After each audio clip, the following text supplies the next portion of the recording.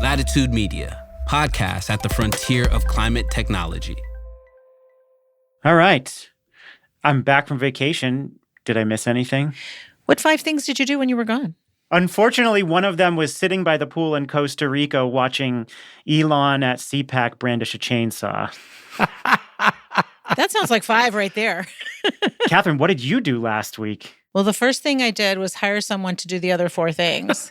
So that was very productive. And this incredible new director at my firm, Tyler Clevenger, that we found at Department of Transportation, is also helping me prep for the show, which is going to be super wonderful because, as you know, I get a little stressed when I prep. Well, that's all that preparation. You should just wing it like I did. From Latitude Media, this is Open Circuit. This week, the Trump team continues gutting the very agencies it needs for energy dominance. At the DOE, mass layoffs hit nuclear security teams and grid operators, only for officials to realize they jeopardize critical infrastructure. At FERC, a sweeping order puts an independent technical commission under White House political control, and the EPA is systematically erasing climate programs while trying to claw back billions in legally committed funds. We'll summarize the latest. Plus, a market reality check from Texas. Despite a $5 billion state program designed to boost gas-fired power plants, developers are walking away from projects, citing equipment shortages and soaring costs. What does it tell us about the role of gas in the new era of load growth?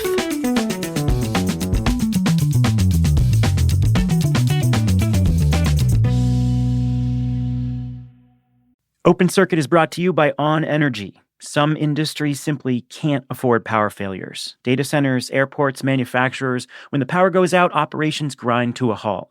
That's where On Energy comes in. They design, build, own, and operate megawatt-scale battery storage to keep businesses running and grids stable.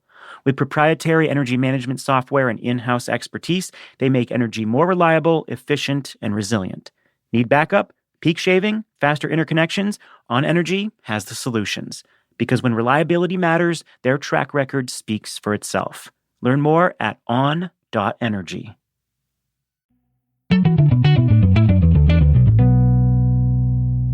I'm Stephen Lacey. I am the executive editor at Latitude Media, joined by my co-hosts, Katherine Hamilton and Jigar Shah. Katherine Hamilton is the co-founder and chair of 38 North Solutions. How are you? I'm doing great. Thank you so much. I got a call from you this morning while you were out on a run to talk about the run of show. You're not out of breath? Yeah, I was able to chill out a little bit after you talked me down. Is that how you do your show prep, by going for a run? Yeah, and listening to podcasts. That's how I just want to have somebody talking in my ear and try to make me smarter. Jigar, have you been on a run today? No, I mean, I was running this morning. I had to get my son to school. The whole process is stressful, right? So, but yeah, it was good. Jigar Shah is a clean energy investor and former director of the DOE's Loan Programs Office. Everything good? You keeping up with the flood? Well, as we talked about last week, I don't read it until 10 days after it occurs. I find that so much has changed 10 days later that it preserves my sanity to not know what happened in the change in policy during the intervening 9 days. So in our very first episode, we pointed to a glaring contradiction. The Trump team says it wants energy dominance, but it is systematically pushing policy that will hinder that goal. And that contradiction is personified by Elon Musk, a man who once took a $500 million loan guarantee that saved Tesla, which then became profitable by selling $10 billion of carbon credits through a government-created incentive program. I really just wanted to do useful things, basically build products, provide products and services that are good, and that I wasn't really that interested in being political. It just there was at a certain point no choice. That was Elon at the Conservative Political Action Conference last week, looking like he stepped out of 4chan, wearing a large gold chain, reflective sunglasses, and his signature dark MAGA hat. And he was seated in front of a chainsaw that he had just been waving through the air, pretending to cut down the government. And in DC, I'm look, it's like being in a room, and this target, the wall, the roofs, and the floor are all targets. So it's you're gonna close your eyes and go shoot in any direction, because you can't miss, So it's pretty wild. Like you just push on things a little bit and you save billions of dollars. Like just a little bit, you know? It's wild. It's scary, isn't it? So Elon's Department of Government Efficiency has laid off thousands of workers with plans to cut hundreds of thousands more. Approximately 2,000 employees, 11% of the DOE's workforce, were terminated. And the indiscriminate cuts hit nuclear security specialists at the National Nuclear Security Administration, grid operators at the Bonneville Power Administration, and climate scientists across multiple divisions. In some cases, like at NNSA, where over 300 staffers were fired, the administration had to hastily reverse course when they realized they'd compromised critical functions. And Katherine's going to tell us a little bit more about that. Meanwhile, the EPA is systematically erasing climate initiatives, removing terms like environmental justice from its website, repealing climate-focused executive orders, and most dramatically attempting to claw back $20 billion in green bank funding that was legally committed months before the election. That is an ongoing story. It's kind of a weird story. We're going to touch on it a little bit here, and then I think later we'll devote an episode to talking about the state of the Greenhouse Gas Reduction Fund. But perhaps most consequential is the February 18th executive order asserting direct White House control over independent agencies like FERC. This fundamentally restructures energy governance in America by subjecting what has traditionally been a technical, market-based regulatory body to political oversight. Former FERC chairs from both parties have sounded alarms. So we're going to walk through these three areas. In my view, is like this creates three really distinct challenges. First is the immediate disruption to agency operations. Second is the regulatory uncertainty for energy markets and infrastructure investments. And the third is the long-term implications for politicizing technical decisions about grid reliability and market structure. So let's start with the layoffs. Katherine, tell us about what exactly happened at the Bonneville Power Administration. Well, I want to first just set the stage a little bit for how these happened. Remember, these were all considered probationary employees, and that doesn't mean employees that are considered to have not been doing a good job and therefore they're on probation. It just means they were in their jobs for 1 or 2 years or had just been promoted to a new job or had just changed agencies. Some of them had been in the government for decades. So some of them were real experts in their jobs. And they were sent emails that said things like, your knowledge, skills, and ability don't meet our current needs. Your performance has not been adequate to justify further employment at the agency, or based on your performance, your employment is no longer in the public interest. These are people who dedicated their lives to public service, and for many of them, it was their dream job. They had worked their way up into a job that they really, really loved and wanted to do. So that's just to give you a sense of the public servants that are out there. These are not just faceless bureaucrats. These are people who had really important jobs and wanted to do those jobs. So that's just to kind of give you some context on what this felt like as an employee. Yeah, and to jump in, actually, that's a really good point. A lot of people see the federal workforce as a lot of Washington bureaucrats, but the vast majority of the federal workforce are people outside of Washington who are performing really critical functions. And these are the people that have been hit. So continue. Absolutely right. So I was able to talk with Steve Wright, who spent 32 years at the Bonneville Power Administration, over 13 of those as administrator of that administration. And just to give you a sense of who Steve is, he wrote a book called Inspired Public Service. And this book that you can get on Amazon really talks about how to find meaning in public service, how to become highly, highly productive, and how to build a culture that is inspired and really gets to reinforcing democracy, small d, right? So he believes in he's been a public servant all of his life, just to give you some context. So he also wrote a piece that was in News Data, and it was with Randy Hardy, who was also an administrator of Bonneville. And to let you know a little bit about Bonneville, so the public marketing administrations were built in Bonneville was the first one that was built. It was built in 1937. It was really to manage the dams. So Bonneville was built to manage Bonneville and Grand Coulee dams. But basically all of the power marketing administrations are there to, first of all, they don't cost anything to run because they get their fees from the people who purchase their electricity. They're there to run large projects, mostly in rural areas. And they don't cost the federal government anything. So when you lay people off from these administrations, you're not actually saving the government any money. And Steve and his colleague Randy wrote a piece that was not meant to be critical at all. It was really meant to be informative, and to also let the Bonneville folks know that their jobs are really important to the grid and to the way our system functions. So he kind of pointed out to three big pieces: public health and safety impacts. So staff reductions really do cause issues and could potentially cause disruptions to the grid. And I hearken back to my days at a utility where if you have a crew, and I was on crews quite a bit, you have several people that are really important to being on an electricity crew. You have a lineman, a groundman, an operator, because you need often if you're going up onto a pole, you need a cherry picker to get up there. You have a foreman. And if one of those people is pulled out, you've basically lost your crew.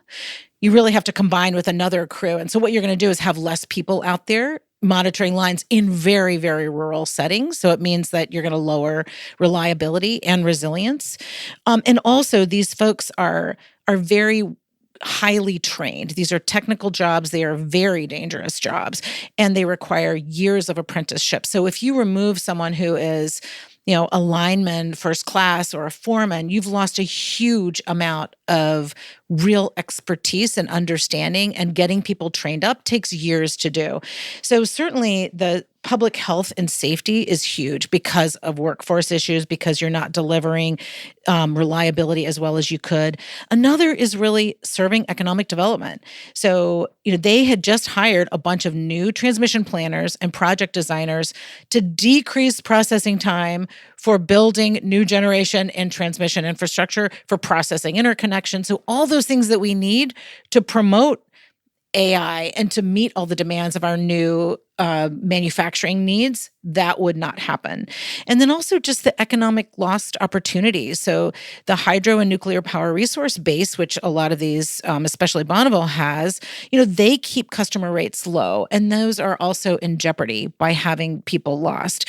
So this is something that shouldn't be overlooked, and something we should see as these are people who are critical to allowing our grid to function and to actually meeting the goals of this administration. Yeah, so a day later, the administration realized this after getting a lot of criticism, and then brought many of those people back to the job.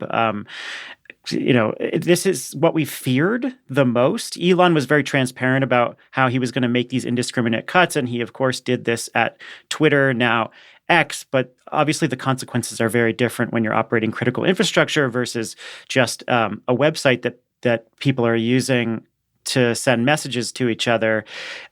So they realize, BPA controls 75% of the high voltage transmission lines in the Pacific Northwest. They manage the flow of electricity from over 30 dams and a nuclear plant. Jigar, what are the consequences, the national security and reliability implications of losing this kind of institutional knowledge at agencies like this? Well, I think as Katherine mentioned, a lot of this stuff is not academic in nature. It's actually experiential.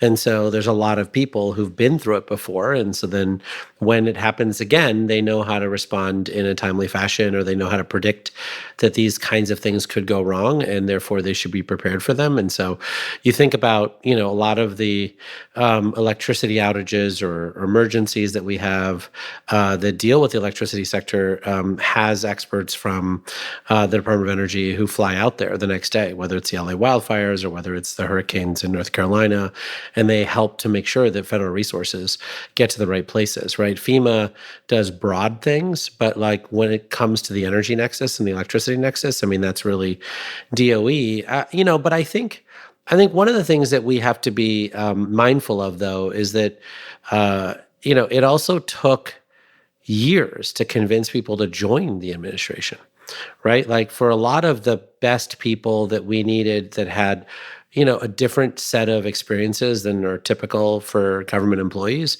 right? Convincing them to leave the private sector and come into the government in this moment took a long time to convince them to come in. So many of those people finally got convinced to come in, and then they had been there less than a year.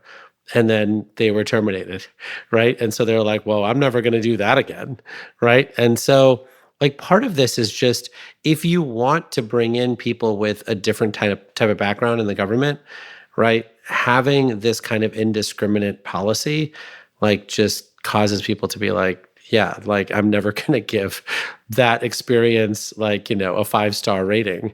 And so the next time a friend calls me about an opportunity like this, I'm going to tell them not to do it.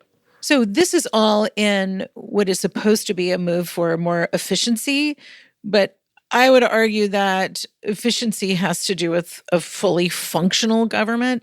So in a move to try to be efficient, there's simply cutting jobs. It's the big chainsaw thing, right? Rather than trying to figure out, all right, what is it that we can legitimately try to make more efficient? And I would say there's some things like approving interconnection, transmission planning, approving siting and permitting that really require additional capacity. You need more people to do that to become more efficient. It's like you have to spend in order to save. And that's what's being lost here. That's actually a really good point, Katherine. And I was going to ask, like, how would you go about this if you wanted to reduce the federal workforce in a logical way? We have a bipartisan audience. I know historically, having done this show, we have a lot of people across the political spectrum, and I'm sure many of them have supported Trump. So I don't want to sit here and reflexively say that all layoffs are bad. I think there are very strong arguments to be made for bringing efficiencies to the federal workforce. Of course, I think that's an idea that everyone can get behind. And, there's a thoughtful way to consider how you downscale in certain areas. It's just the callousness and the thoughtlessness behind this that feels so jarring. Jigar, based on what you know about how the government works, now having been at DOE for years, what do you think is the reasonable way to go about this? There is no reasonable way of going about this. I mean, that is the problem, right? Is that we've had 3 blue ribbon commissions, right? They've all suggested exactly how to cut, right? We've had deals between President Obama and the Congress around how we, keep budgets flat or maybe going down by 1% a year. And then the Congress figures it out. But if you look at under the first Trump administration, the first Trump administration zeroed out a lot of programs, including the Loan Programs Office and the president's budget to Congress. All of those programs were reinstated by the Congress when they passed a budget and probably increased, right? And so, look, part of the problem with this is, could there be a more reasonable way of doing that? Yes, and it should certainly be less cruel and arbitrary as this has been. But I think there's a lot of people out there who are like, this never happens. It never works. We just keep spending more money, right? We keep hiring more people. We never implement next generation technologies. Look at the FAA, right? When you think about how advanced aviation is in Asia and Europe, we are not allowed to use any of that advanced technology here in the United States, right? You could land planes in an automated way. We do it through physical humans with air traffic control, right? And it's one of those things where every plane is outfitted with this next generation technology, but we're not allowed to use any of it, right? And so, this is absolutely the wrong way to do it, 100% the wrong way to do it. But I think there's a lot of people who are there are no right ways of doing it. Everyone has tried. The Bush administration, the Obama administration, Republican Congresses, Democrat Congresses, and every single program has a sponsor. And this is how you pass a budget is you make deals and you're you vote for my deal and I vote for your deal. Katherine, what else stood out to you about the layoffs, either at DOE or elsewhere? Yeah, I think one of the things that it's doing, and some of it is by design, is really making the folks who are left fearful and not have faith in their organization, not have loyalty, essentially, even though there is a loyalty test. And I think there's a way in which you could actually have the federal workforce become much more efficient and loyal by simply having them come up with some of all right, if you were going to try to remove this, and this friction point and make things better, what would you do?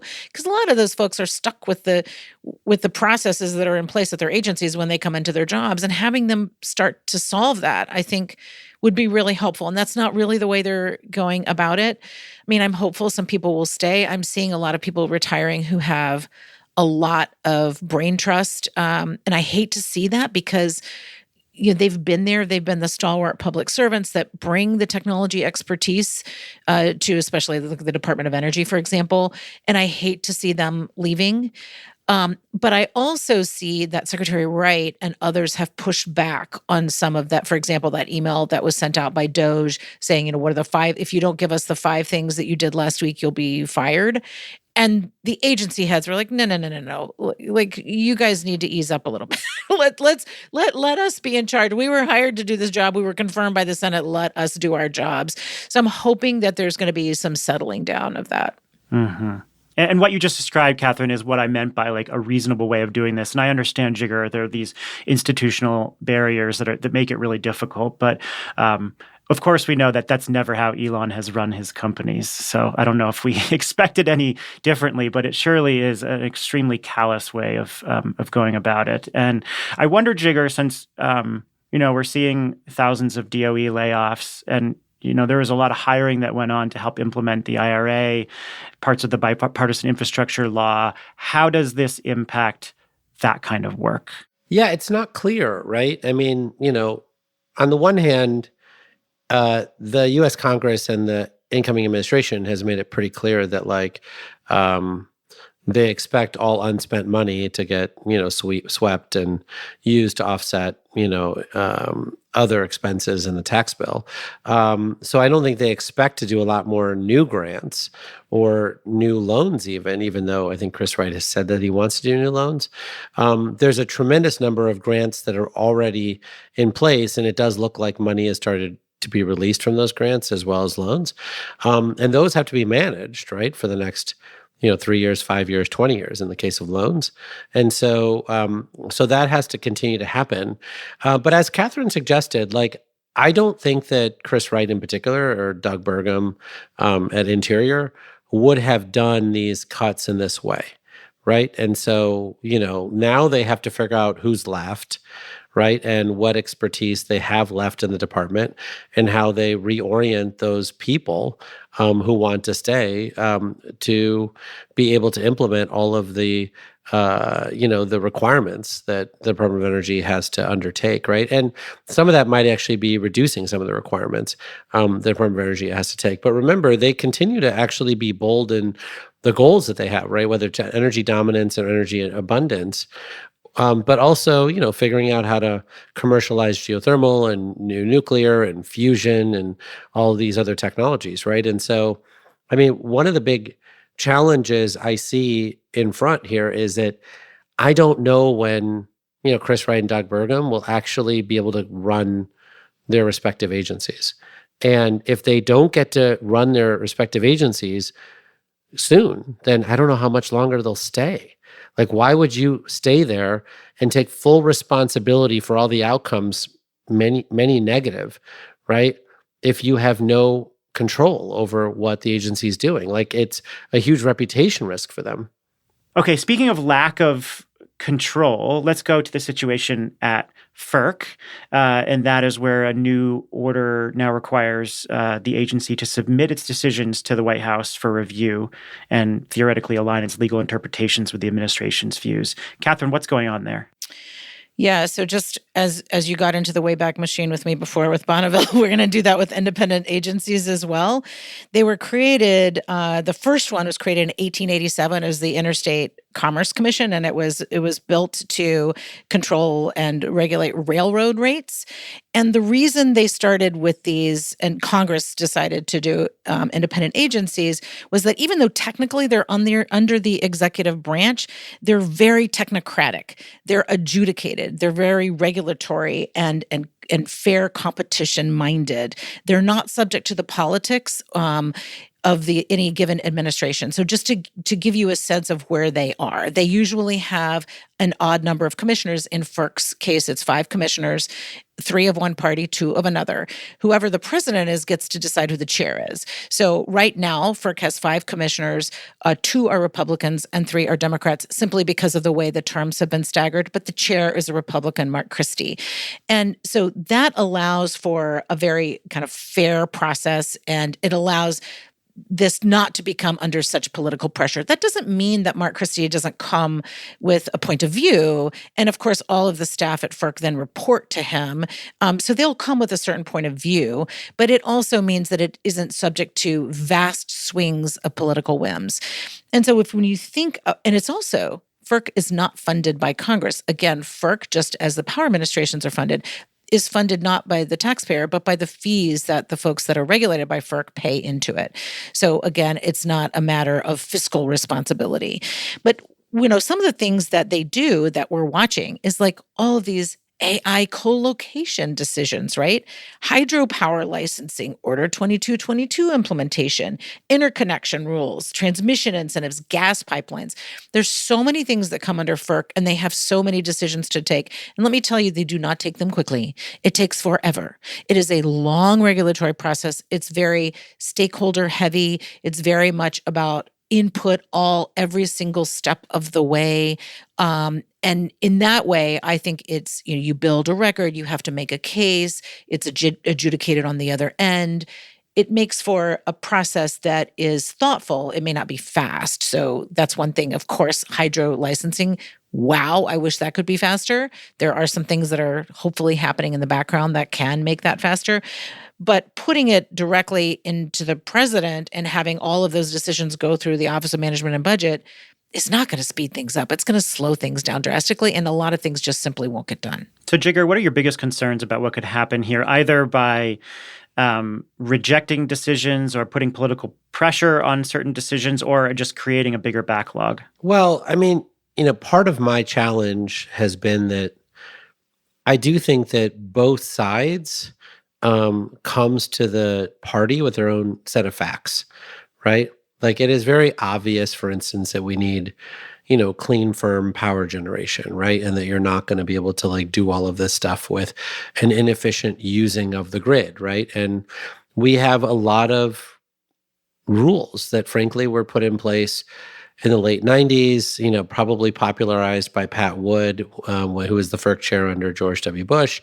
And they're just outdated now, right? They just don't work given where we are today. And the value of the independent agencies is they actually bring a lot of that expertise to both adjudicate the craziness coming out of the solar and wind industry and the craziness that comes out of the coal industry or the natural gas industry around having fuel on site or all the other stuff that we talked about during the first Trump administration, right? And so I think that this independence matters because, I don't know that they would have made great decisions if the Biden administration was telling them what to do on all these things as well, right? And so I don't think that people should get colored by Trump here. I think both presidents and senior officials in OMB and the White House are just completely unprepared for the technical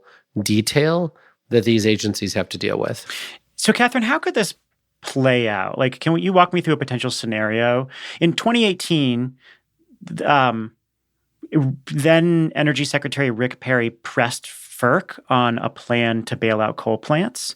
And you could see how, and then it was rejected. Maybe you just walk us through that example and then how that could play out differently under this new scenario. Yeah, that's a really interesting story because, of course, there was somebody who's a friend of mine actually at DOE who's a Trump person in the first administration, and he was tasked with doing this report, the outcome of which would need to be that coal is the most reliable and resilient asset, and they hired a really good person to do that analysis, and it did not come out that way. and they couldn't hide the fact that coal did not end up being the winner in that analysis. And so everything kind of ground to a halt with that. It wasn't, the report was out there, but it was certainly not touted by the administration because of the way it turned out. I do think a couple of things could play out. One is, it's really Congress's job to manage the independent agencies and to provide the rules and regulations. So Jigar, certainly Congress could put forward amendments to the Federal Power Act that created FERC and try to try to streamline some of those processes. Congress has yet to step up on any of this right now. I don't know what's going to be the Rubicon over which we need to cross for them to do that, but that would be one way to do it, which would be really helpful. And in fact, they could have some really interesting conversations in the Senate Energy Committee or the House Energy and Commerce Committee to talk through like what's going to make these agencies work more efficiently and better and make rules work for everybody. That is what they did for the Nuclear Regulatory Commission with the Advance Act last year. Exactly. Yep. Yes. No, you're exactly right. That's a great example of something that happened. The other thing is, I'm assuming that won't happen, so that it will be brought in to be much more under the White House control. And I think they're looking, I'm just listening to some chatter at NARUC, listening to some chatter at NARUC, and the thought that they would bring in a state commissioner, one of the state commissioners from a red state to come in and replace Willie Phillips. His term doesn't technically expire. He was the chairman and now he's back to commissioner. Until 2026, but that they would fire him and bring in another Republican instead. So you'd have 3 and 2. You would still have 2 Democrats at FERC. I will say that Chairman Christie, because he comes from a state, and this happens with a lot of folks that come in from being state regulators into being FERC commissioners, they bring a state perspective. So they really believe in being deferential to states, and I think that would simply grow. And that may not be the worst outcome in the world because even though state regulators are a little bit like deer in the headlights right now, I think, and they don't have enough capacity in their states to do everything that they need to do, I still believe that means that their states are going to still move forward if they give more deference to states. It just means that it will erode FERC's authority even more. So what we're seeing here is literally, almost word for word, the Project 2025 blueprint for FERC. It's coming to life now. It calls for barring commissioners from favoring carbon-free power or justifying costs for what they call the vague social benefits of climate change. And so at a moment when 90% of everything hitting the grid is clean, you could imagine this having wide-reaching consequences. Jigar, what do you think the potential we're talking in theoreticals still right now, but what do you think the possible business or market impacts could be? Yeah, it's the weirdest thing I've ever seen, right? On the one hand, the Trump administration is talking about reducing people's electricity bills. And on the other hand, they're pushing the most expensive solutions they can possibly make, which are the ones that the electric utilities want to do, right? What the electric utilities want to do is put in the most expensive stuff possible because that is what they're used to doing. And you're seeing that with Sempra's electricity, with Sempra's stock price coming down, with other folks, stock getting hit. Because a lot of the utilities are telling the Trump administration, we can handle load growth. What they're not telling the Trump administration is we're going to do it by raising people's rates by 10% a year every single year. And when you talk to Chairman Christie, he's like the most concerned person in the entire country with rate increases, right? His whole mantra is affordability, right? Above climate change, above energy transition, above everything else, he just cares about affordability, right? And so this is a train wreck. I don't exactly know where this is going to go, but forcing everyone to do natural gas when it's coming in at such expensive prices, right? And nobody wants to build merchant natural gas. You see that in Texas, you see that in lots of places. And then, everything that's being added to the grid right now, which is the cheapest, are battery storage and solar. And obviously, folks are working on new geothermal and new nuclear and some other stuff. And then hopefully, God willing, hydro finally catches up at some point if FERC figures out how to relicense these things. We are in a really weird place where the politics are pushing the most expensive solutions possible. And FERC is trying really hard, and the person running FERC actually really wants to prioritize affordability.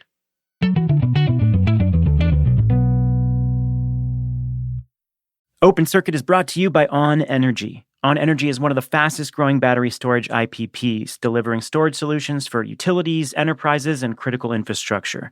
With 300 megawatt hours deployed across 65 projects, their proprietary battery solutions are helping bridge the gap to a future where energy is abundant, clean, and resilient. With a vertically integrated approach covering design, financing, software, and operations, On Energy seeks to make storage simple. Building on this expertise, On Energy is now expanding its focus on the data center market. As energy demands grow in an AI-driven world, On Energy is redefining energy infrastructure because downtime just isn't an option. Click the link in the show notes to learn more or visit on.energy.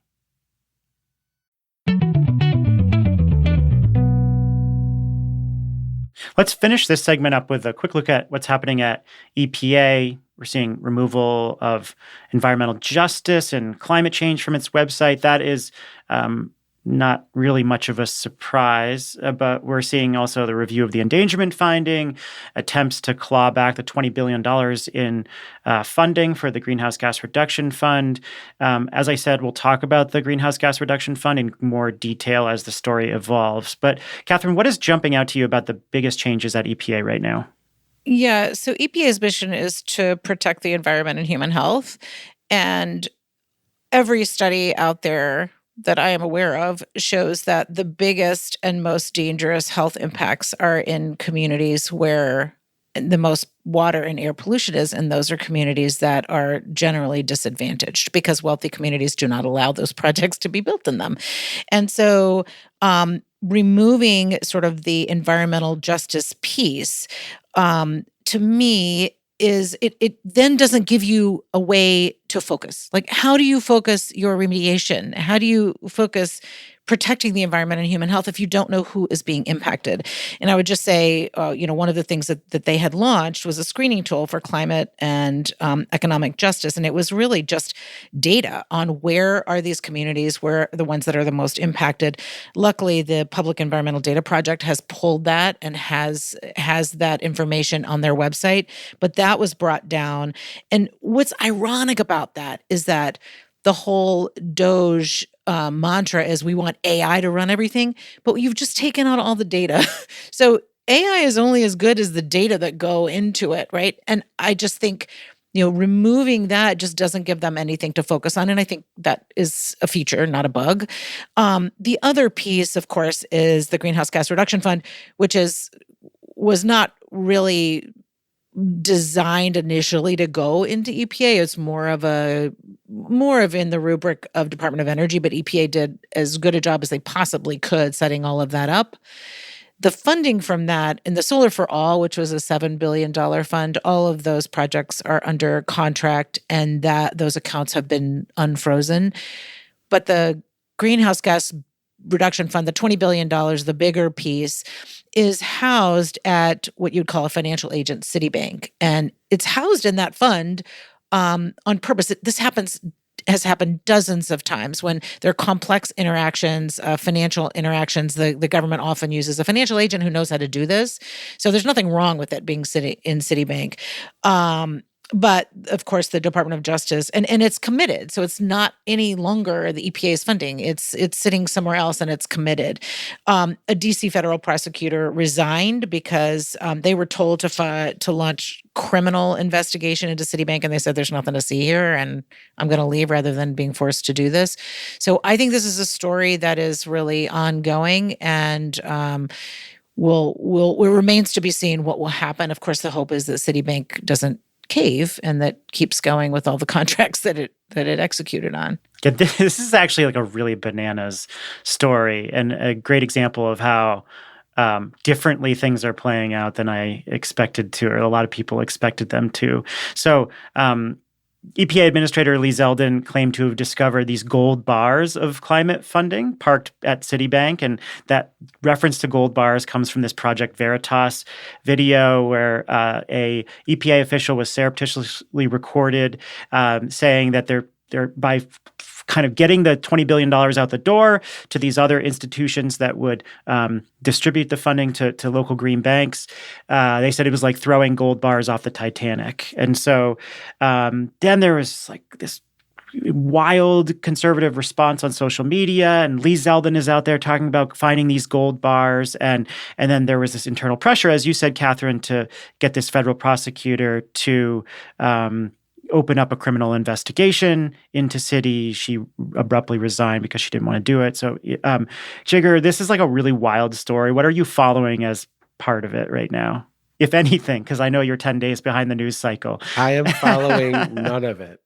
I talked to all of the green banks and whatever, the folks who got money this week, and they have said that it's all business as usual. Like, folks are getting the grants that they're supposed to get. As part of Solar for All? No, as part of like the actual, for $14 billion of allocations for the, Climate United and CGC and some of those folks. And they're all, like meeting the obligations that they've met. So if they have a valid loan and they've, they're ready to wire money, they're wiring money. So like, in general, like everything's working, like nothing has been paused, like nothing has been stopped. And so to me, all of this is in some sort of TMZ news page. Like, this is not actually like this is a legal contract, right? Congress gave money to EPA. EPA ran a valid process. They awarded and contracts. Very public, by the way. Very public process. Right? A valid process, very public. The people who won these awards are extraordinarily qualified for the work that they're doing. They are, being very careful about how they put the money out the door and making sure that the projects meet the original intent of Congress. And so everything's being done exactly as it was intended to be done. Like, I don't understand exactly what world we're going into, but at the moment at which you decide that you being against something means that it has to stop happening, like, energy abundance goes out the window. Like, I don't know what it is that they think is happening, but this is having a chilling effect on the entire business of energy, right? So I don't know what's happening, but like, it's not good for, investor confidence. Yeah, I mean, I think that's the scariest piece of all of this, is that they don't care. There's zero logic to any of this. This is what I'm saying. I think that they do care. I don't think that they understand, and I don't even know who they is, to be clear. Like, I think that like the people who wrote Project 2025 who are running OMB and the people who are doing Doge are different. And I just found out that Elon's not running Doge. There's some woman named Amy Gleason who's running. I don't know what's happening. And then I think there's. Did you get that news alert while we were recording too? Yeah. Then what is he cutting with his chainsaw? I mean, I have no idea. And I don't even know if it's a real chainsaw. And then like, it might be a prop from some movie studio. And then you've got some National Energy Dominance Council who seems like another they, right? Like, I don't think the three theys actually have one unified, approach, right? And I feel like this is some sort of, like, I don't know, like weird, like reality television show. And so I don't quite understand it at all, but it matters a lot to people, right? I mean, if we are going to have the amount of economic development that we think is necessary for America to continue to compete in the world, we need these projects to actually get built. And I don't think that these actions are providing a lot of confidence in the market. We will do our best to make sure this is not a reality show recap podcast. Oh, God, no. Go ahead, Katherine. And I would also watch out for the Department of Agriculture's REAP program that has also been having its funds frozen. And that funding goes to rural communities to build clean energy projects. And these are all projects that are going to help people. And I just, I hope that at some point someone starts paying attention and understands that these are the people that elected this president, and we want to make sure that they get the most affordable clean energy they can.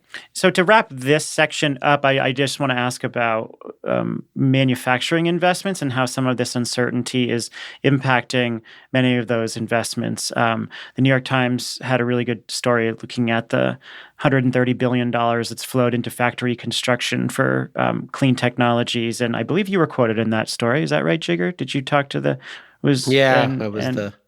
The end positive quote, optimistic quote. Go for it, Jigar. So look, the story well catalogs a lot of factories that have been delayed or scrapped, some of which were a result of the political situation and the uncertainty.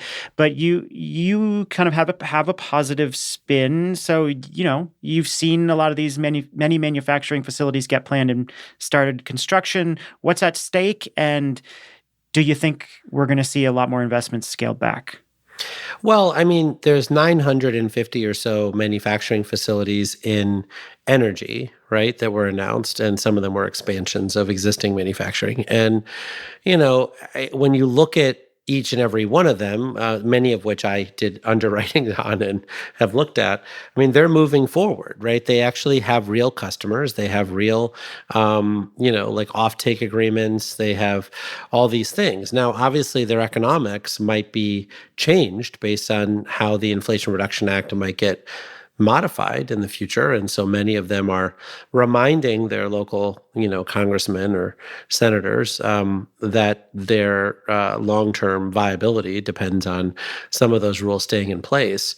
But this is the other they, right? Like, I don't actually know who represents they in this White House, but like Steve Bannon's whole national populism thing, right? And America First, and the first term of President Trump when he went to that, washer and dryer factory in Indiana and said, we need to keep manufacturing jobs here in the United States. And all of the bluster with, like tariffs on Canada and Mexico are around manufacturing here in the United States. And so I don't quite understand like exactly how this squares with the talking points coming out of the White House. And so there's been a couple of folks who've paused, and I think, half of the 955 might pause, right? Because, that's normal. And that may have happened, frankly, even without Trump, right? I mean, things happen and markets change. But like Aspen Aerogels just put out a press release saying that they have paused their facility in Augusta, Georgia, and they're going to wait until they figure out what's going to happen with the Loan Programs Office and whether, this secretary and, the new head of the Loan Programs Office is honoring loans, right? And so, I mean, these decisions all have consequences around people's confidence levels. Katherine, final thoughts on the consequences? Yeah, it should get the attention of, as Jigar said, the politicals who have to answer for this. And I don't know if you saw, but a lot of folks are going back to town halls and not hearing happy thoughts from their constituents, and their leadership is telling them, well, they just don't do any more town halls. But in the end, those people vote, and so I do think that people are going to be hearing, whether it's in town halls or not, or just snail mail, that they need to not cut back on these incentives, or it will really damage the economies of a lot of these places. Let's turn our attention to a story playing out in Texas. It's kind of an extension of last week's conversation about the role of gas to serve the data center boom. According to Doug Lewin, who writes the Texas Energy and Power newsletter, and then some reporting from Latitude Media, French energy giant Engie has withdrawn 2 natural gas projects, Perseus and Spencer, from the Texas Energy Fund. It's this $5 billion program designed to finance new dispatchable generation, i.e. gas, with low-interest loans. And Engie notified the Texas PUC director that equipment procurement constraints and rising costs would make it impossible to meet a deadline. And while gas plants struggle with equipment shortages and these spiraling costs, solar and battery storage are continuing to break records across the state and performing really, really well. And zero carbon power now makes up 47% of the ERCOT grid, up from 40% just a year ago. So what I want to talk about here is what's going on with these gas projects in Texas. Does it tell us anything about the economics of gas nationwide? And Jigar, let's start with you with the nuts and bolts here. What are the constraints being identified that are delaying these gas plants? What does it tell you? Well, can we start with the first constraint? Because I feel like we're skipping it. What's that? The state of Texas basically said because the private sector has no interest whatsoever in building new natural gas in the state of Texas, that they are going to guarantee a $5 billion fund from the state of Texas to subsidize natural gas production, and that they couldn't get enough people to actually even sign the contracts to do this work. They had to twist arms of people to beg them to build natural gas in the state. So I just want to start with that first, right? Before we go on to what's actually happening in natural gas, right? Now that the state of Texas is being saved every single day by new battery storage and solar that's getting added to the grid, because their load growth has been phenomenal in the last 2 to 3 years, right? That, Angie has gone out and said, great, we will sign up to do this gas plant. We will build this gas plant.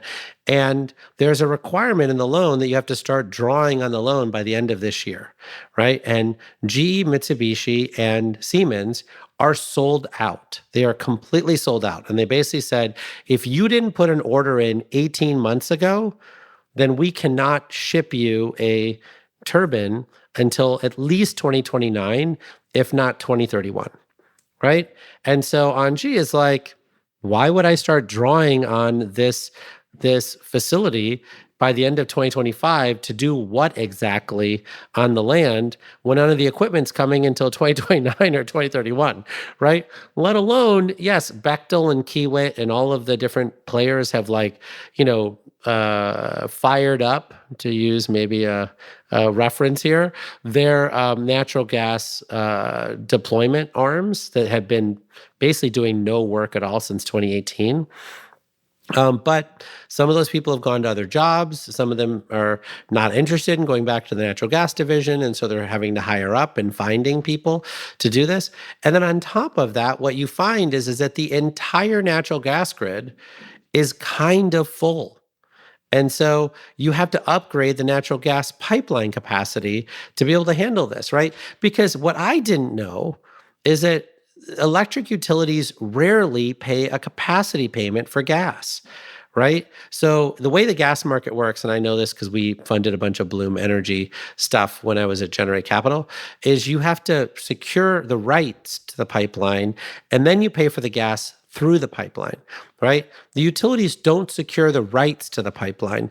They only just buy the gas on an as available basis on the pipeline, right? And so if the pipeline is full of other people's gas, you could potentially not get gas for your plant, right? At that moment when you need to burn gas. And so now they're going wait, we need to upgrade the pipelines to actually be able to handle more gas, right? And, that goes back to FERC, and that goes back to all of the other conversations there. And so, and on top of that, GE's because I'm so sold out, and we're a recently spun off company from the mothership GE, we're charging top dollar for these turbines, right? And so is everyone else in the pipeline, right? So now for gas plants that were built last year, they were $1,700 to $2,000 a kilowatt.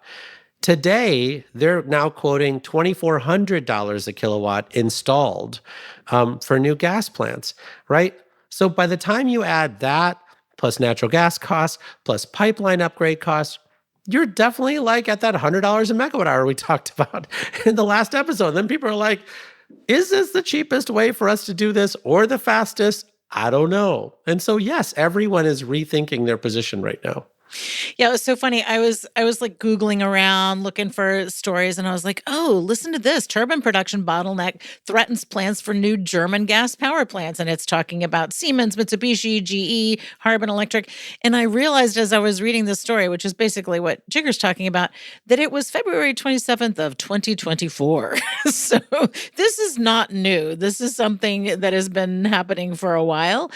And I would just say, about the gas situation also, they are doing it in the name of dispatchability and flexibility, but that is exactly what wind and solar and batteries provide. Even the CEO of NextEra says, look, you can build a wind project in 12 months, a storage facility in 15, and a solar project in 18 months. Gas plants take years to build. And so, why not use what we already have? And it's also working. It's working really well. So we need more of that. And maybe you can do a few things on a longer term, but they're really dicey. And as Jigar says, they haven't really thought through everything as they clamor to build more assets. And I would just hearken to Entergy's application for AI data center growth with natural gas facilities, and they haven't even built in the cost and the volatility of the fuel pricing as they look at putting all of the cost of this onto the shoulders of the ratepayers in Louisiana. Oh, it's nuts. The other thing is that during the first Trump administration, we doubled LNG exports from 4 BCF to maybe it was 8 BCF or 10 BCF. And then the Biden administration got it up to about 14 billion cubic feet, right? And, with all of the LNG facilities already under construction, we're going to be up at 28 BCF by the end of this 4 years, right? And so I don't know what that's going to do to natural gas prices, but I don't think it'll have zero impact on natural gas prices. Jigar, you made a comment earlier about how solar and battery storage are saving the Texas grid every single day. And the fact that's actually not hyperbole. The state is seeing that solar and batteries together are really working and doing what they're supposed to do. We actually have a great interview. We do this show called With Great Power in partnership with GridX. And Keith Collins, who is the vice president of commercial operations at ERCOT, joined the show and sort of talked about how renewables and batteries are working together. And he detailed a variety of examples when solar is dropping wholesale market rates, retail rates are going down, and also batteries are meeting the late daytime peak. And during record-breaking heat waves last summer, for example, Texas avoided any conservation notices as more solar and batteries were deployed. So, Jigar, how would you actually characterize the way renewables and batteries are working together on Texas's grid? It's amazing. Right? When you think about who the smartest developers in all of Texas are, it's the solar and battery storage developers, right? They're the ones that are going through all the hoops, figuring out how to get the land rights, figuring out how to meet the transmission requirements, figuring out all of those pieces. They're doing all that work. But the part that you didn't mention is that Texas is the world leader now, second probably only to the UK, on virtual power plants. And so when you think about how they're using behind the meter batteries, I mean, today, if you are on Tesla Electric, you can set your app to say, whenever wholesale prices go above this price, dispatch my Powerwall, right? And there are people getting negative $600 bills in the summertime from that, right?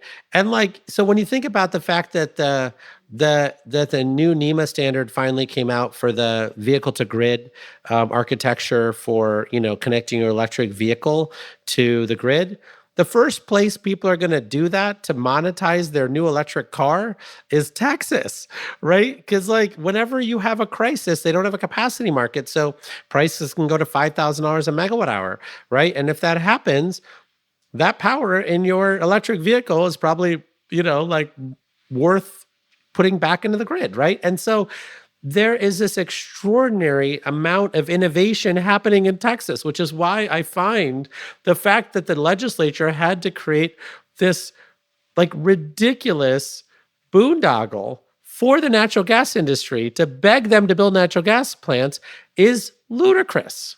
Yeah, I totally agree with Jigar. And remember, Texas has a great super competitive market structure.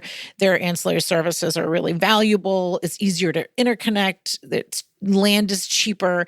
There's also just this ability to do things a lot faster there, given you have so much solar and batteries. And I would point to a report that RMI did called about power couples. And what it shows is, all right, let's take an existing gas plant because they've got a good interconnection, use that interconnection because that's always a hang up. Less so in Texas than in other places, but let's use that. And then let's use the gas plant only after all the other grid obligations are met and let solar, wind, and the batteries do all of the main stuff. You won't be using that gas plant for very long. So Bloomberg New Energy Finance released numbers on Texas. They added nearly 10 gigawatts of utility-scale solar last year, plus another 10 gigawatts of rooftop installations. Battery storage discharge hit an unprecedented 3,900 megawatts during peak demand, and that really helped during a lot of grid emergencies in the summer, particularly. The question is, can it keep pace with demand in Texas? So Texas itself is witnessing a big jump, 17% since 2021, with an 86 gigawatt peak. And that's data centers, it's electrification, it's oil and gas operations in the Permian Basin. Jigar, can renewables and batteries realistically keep pace with that growth? Well, basically where we are is Texas needs more capacity, right? And whether you're subsidizing gas or whether you want more solar and battery storage, you need to pay for capacity, right? And so Texas has to figure out what that looks like. So if it wants the solar developers to not just do 2 hours of battery storage, but instead do 8 hours of battery storage, they need to say, here's how you're going to get paid for that 8 hours of battery storage. Because right now, the marketplace is paying for 2 to 4 hours of battery storage and saying, I don't know that we're going to fully compensate you for 8 hours of battery storage, right? And so if Texas wants that extra capacity, it needs to figure out how to compensate folks. And that same thing is true for new nuclear or new natural gas or for all of these things, as Katherine's suggesting, right? Because why would they pay for all that CapEx if they're not going to be able to run enough and be profitable enough to get paid back, right? And so it's I don't think there's a problem with the amount of assets that are in the queue in Texas. I think they have enough assets in the queue for interconnection to be able to meet the growth. But the economics are challenged in their energy-only market. So, Katherine, if I'm in the Trump administration and I say, let's look to a state with no official mandate, it's a free market, and understand what the market is telling us, what does the Texas market tell them is happening? Yeah, it tells them go for it. Like clean energy is the way to go. And I think it's really important. I think it's also important to differentiate that ERCOT is not in FERC jurisdiction. And in FERC jurisdiction, there are a lot of things you can't do that Texas does. And so Texas has a market that's very amenable and open to these technologies and open to really kind of this free market world. Other states have a much harder time of it. And that's what we have to continue to work on. And this is the conflict, frankly, between the FERC story and the Texas story, right? Because, folks are blaming FERC and their regulatory powers for why the rest of the markets are not as nimble as Texas are. But the other state that you would point to that loves clean energy is North Dakota. And Doug Burgum knows a lot about that, right? And so I just, I think everywhere you turn, you're like, gosh, so much wind, so much solar, so much battery storage getting added right now. And make no mistake, where the solar and wind industry are headed is towards capacity, right? So they're moving away from just building solar and wind, and they're moving towards building batteries. And it just happens to be that solar and wind are the most affordable ways to fill the battery with electrons, right? But you're actually just building batteries, right? That's where the capacity comes from. And I just feel like people are missing that big change, right? The amount of solar and wind that's being added right now that doesn't have batteries associated with it is almost zero. Good episode. This was a lot of fun. Katherine Hamilton, always a pleasure. It was a pleasure to be here with you too. Jigar Shah, same. I look forward to it every week. It's amazing. All right, that wraps up this week's episode of Open Circuit. Open Circuit is produced by Latitude Media. Jigar Shah and Katherine Hamilton are my co-hosts. The show is edited by me. Sean Marquand is our technical director, and he wrote the theme song. Latitude Media is supported by Prelude Ventures. Prelude backs visionaries accelerating climate innovation that will reshape the global economy for the betterment of people and planet. Learn more at preludeventures.com. And for more in-depth reporting on the topics we cover on this show, sign up for Latitude Media's daily, weekly, or AI Energy Nexus newsletter. You can just go over to Latitude Media and hit subscribe at the top of the page. And of course, you can find this show anywhere you get your podcasts. It's been really remarkable to see how fast the audience has grown for this show, because so many of you had listened to us previously, and we really appreciate you spreading the word. So give us a rating and review. Tell your friends and colleagues to listen to the show. Thank you so much for doing that. Thanks for being a listener. And of course, you can find transcripts of the episode at Latitude Media as well.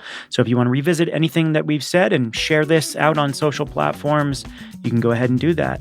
We will catch you next week. Thanks for being here.